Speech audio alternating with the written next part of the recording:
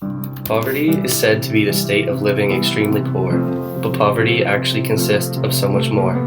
Poverty is going to bed hungry at night. Poverty is knowing you won't sleep tight. Poverty is having nowhere to rest your head. Poverty is living each day with dread. Poverty is not knowing when you will receive your next meal. Poverty has you wishing that this life wasn't real. We have heard that 3 billion people live on less than $2.50 a day, and we know that these statistics focus on countries far away. We watch commercials about young children in Africa who need love and care. We are urged to send help and money for only a small fare. Intrigued by the advertisements, we agree to the terms, not paying attention to all the profit going to the firms. But nonetheless, we don't seem to mind, because we feel good about what we're doing, not noticing that we're blind. The focus of the problem shouldn't be thousands of miles away, but instead we should notice the people around us struggling every day. Poverty in Canada is often overlooked.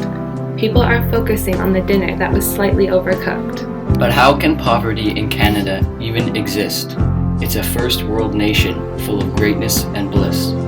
The effects of poverty are hidden among sports, news, and celebrities.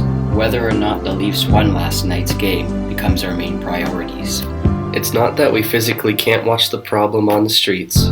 Seeing homeless people is now normal, as we observe them beg for something to eat. It's our busy lives that have taken over our good intentions. The impoverished people become a subject we tend not to mention. It's not our fault that we don't think twice about the house that we live in. The media does this on purpose as a part of their mission. We are supposed to be distracted so that we as citizens do not pay attention. Corporations and media do this to maintain their attention. The fact that we have a house to go to every day puts the thought of the underprivileged people out of our way. But if you look past the newest technologies and the nicest cars, the reason why there is poverty has to do with the fact that the political system is flawed. Corporations and media are essentially the ones who have control. Few companies are able to dominate the markets, such as Del Monte and Dole.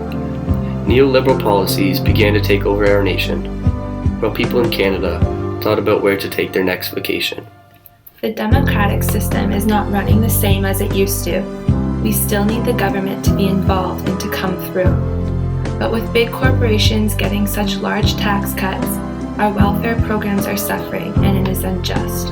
Social assistance is meant to be a program of last resort, as it is intended for citizens who have exhausted other means of financial support.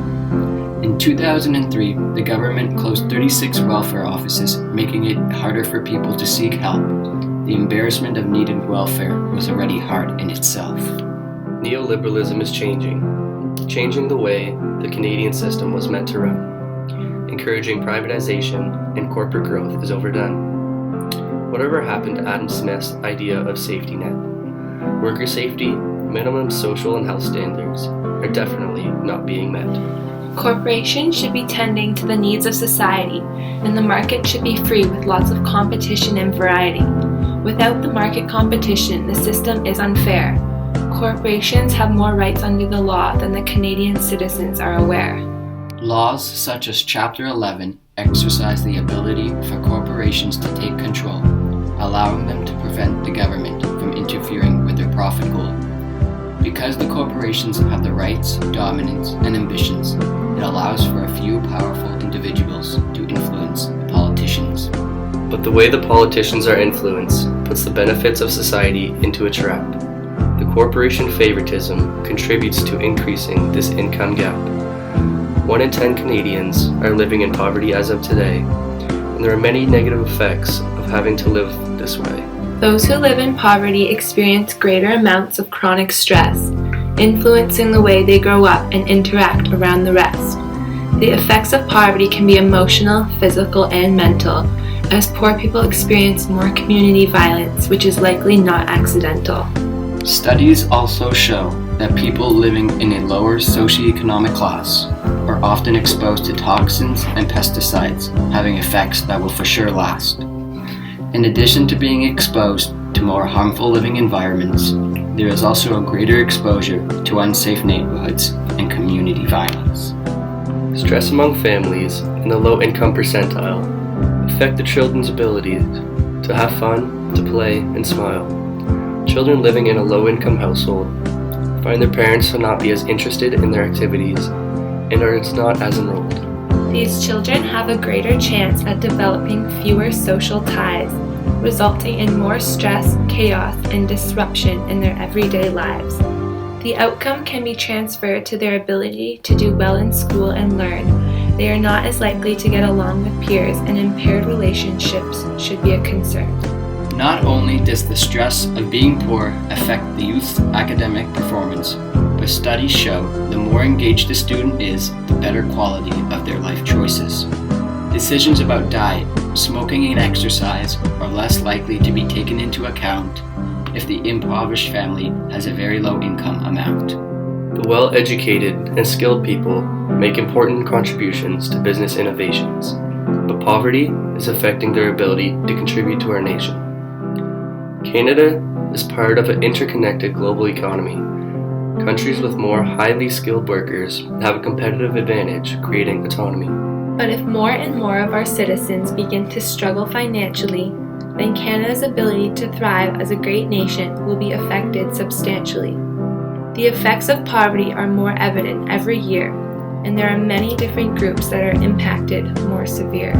Aboriginal Canadians have it the worst in this country.